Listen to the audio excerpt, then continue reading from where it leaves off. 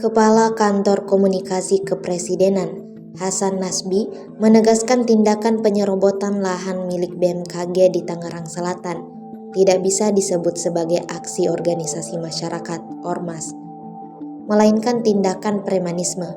Pemerintah pun disebut akan menindak tegas pelaku premanisme dalam bentuk apapun. Hasan menjelaskan, tidak semua ormas dapat disamakan, sebab banyak organisasi resmi dan sah secara hukum yang juga tergolong ormas, seperti PWI, AJI, NU, dan Muhammadiyah. Oleh karena itu, ia menilai penting untuk membedakan antara ormas yang legal dengan aksi-aksi yang mengarah pada premanisme. Kasus yang menjadi sorotan kali ini adalah dugaan pendudukan lahan milik negara oleh massa dari Ormas GRIB Jaya di wilayah Pondok Betung, Tangerang Selatan.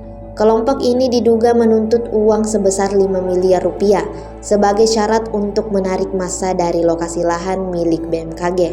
Tindakan itu dianggap mengganggu proses pembangunan gedung arsip BMKG yang telah berlangsung sejak akhir 2023. Sejumlah alat berat bahkan ditarik paksa dari lokasi proyek, dan papan proyek ditutup dengan klaim kepemilikan pribadi oleh kelompok tersebut. BMKG telah melaporkan kejadian ini ke Polda Metro Jaya. Mereka menegaskan bahwa lahan seluas 12 hektar tersebut sah dimiliki negara berdasarkan sertifikat resmi, serta sejumlah putusan pengadilan yang berkekuatan hukum tetap. Kelompok yang mengaku sebagai ahli waris disebut tidak hanya mengklaim lahan, tetapi juga mendirikan pos dan menempatkan anggotanya secara permanen di lokasi tersebut. Hal ini dianggap telah mengganggu proyek pemerintah dan mengancam iklim investasi di Indonesia.